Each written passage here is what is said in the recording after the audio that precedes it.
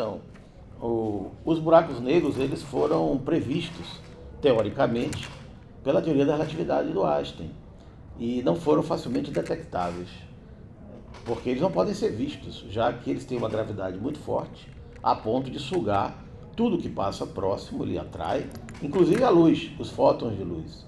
Então, técnicas indiretas têm sido utilizadas para detectar a existência deles. Uma técnica é a concentração de grandes massas em uma região, em regiões, melhor dizendo, de galáxias, onde você não consegue enxergar o que está vindo de lá, mas você consegue detectar que praticamente toda a galáxia, se não toda ela, orbita aquela região que está escura, né? O nome buraco negro vem, inclusive, dessa suposição de que ele suga tudo que passa próximo, de forma que aquela região não tem luz oriunda dela. Só que ocorrem alguns cenários interessantes. Na hora que os objetos são atraídos para o buraco negro, existem regiões, ou existe uma região específica, onde, durante a atração, eles também são esmagados por causa da alta gravidade. O processo de esmagamento faz com que os seus átomos consigam emitir radiação, porque você está, ao esmagar, você está aproximando prótons, elétrons, nêutrons e outras partículas elementares no interior dos átomos, e quando eles se aproximam muito, eles geram outras partículas secundárias e gera radiação em vários espectros, inclusive raio-x.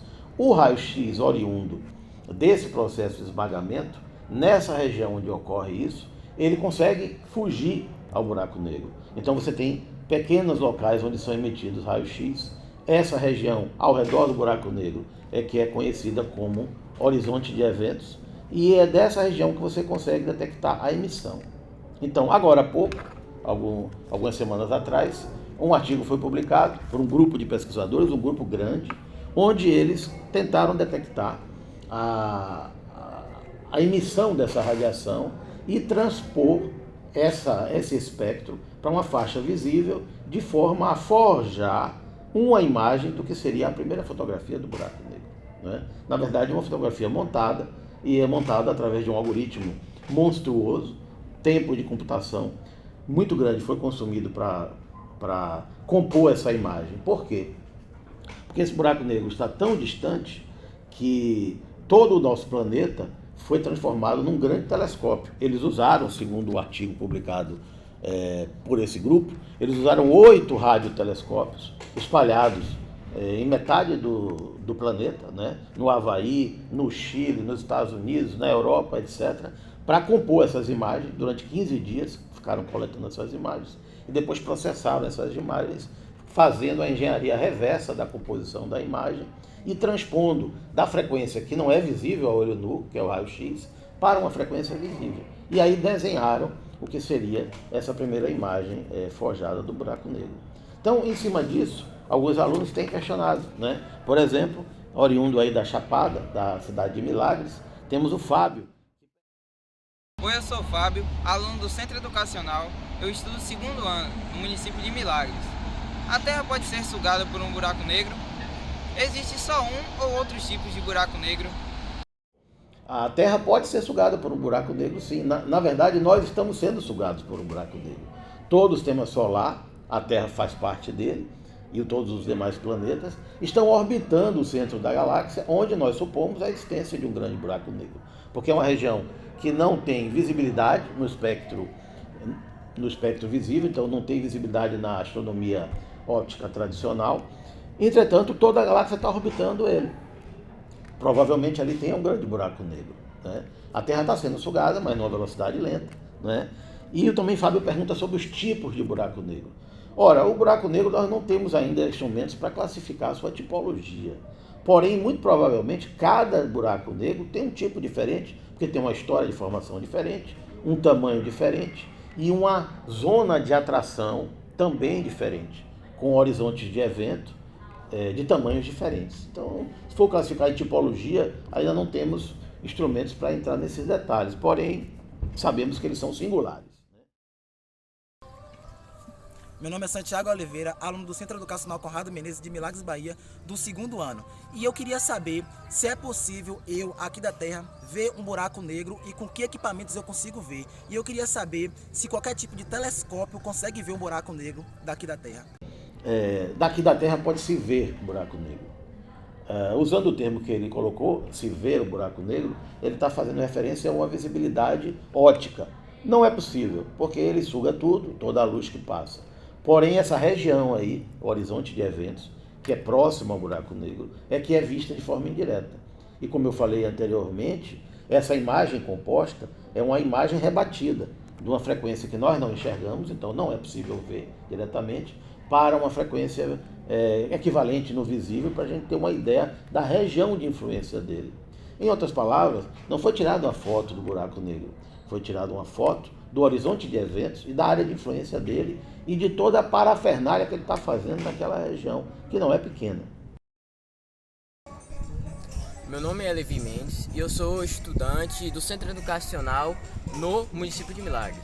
Minha pergunta é: como a teoria da relatividade se relaciona com os aparecimentos de buraco negro? Minha outra pergunta é: realmente testes com aceleradores de partículas podem vir a ocasionar buracos negros capazes até de engolir o nosso planeta? A teoria da relatividade, que Einstein elaborou com bastante maestria, previu que a massa dos corpos faz com que, na sua região de influência, exista uma deformação do espaço. Essa deformação do espaço faz com que, e explica de uma maneira indireta, a força da gravidade. Essa deformação do espaço faz com que tudo que passe ao redor seja deformado.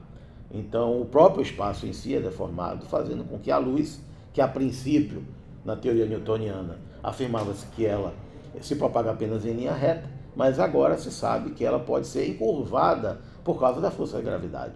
Então, sim, a força da gravidade acaba por encurvar o espaço, e a teoria da relatividade, ao fazer essa afirmação, acabou desdobrando a previsibilidade da existência de uma massa tão grande que deformaria tanto a região que a luz não escaparia dela. Daí o buraco negro.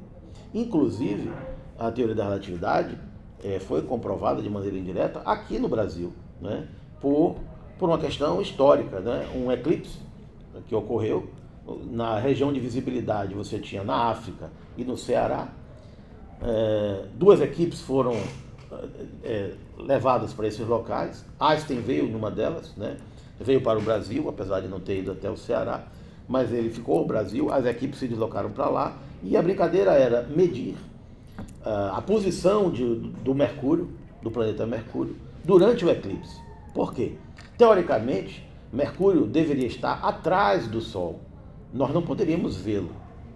Porém, se a luz de Mercúrio fosse de fato encurvada, passando pelo Sol, durante o eclipse, nós acabaríamos por detectar a ele numa posição, uma posição aparente, uma posição onde ele não deveria estar.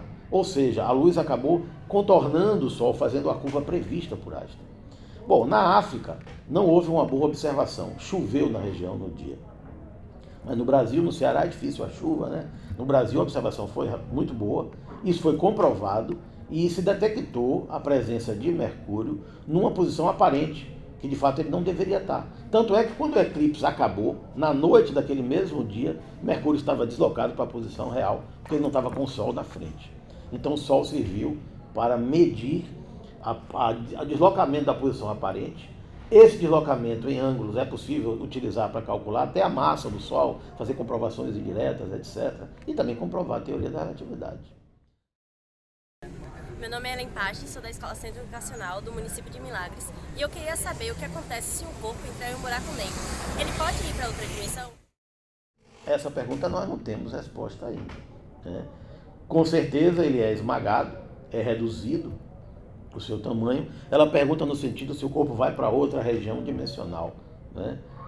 Não sabemos responder isso. Isso é uma defesa de algumas teorias, de algumas suposições, algumas hipóteses atuais de que o corpo entraria numa dimensão diferente da nossa e que depois sairia em uma outra região do espaço, onde, ao contrário do buraco negro, que se suga muita massa, teria a explosão de grande quantidade de massa. Mas isso são suposições não se tem como confirmar isso ainda.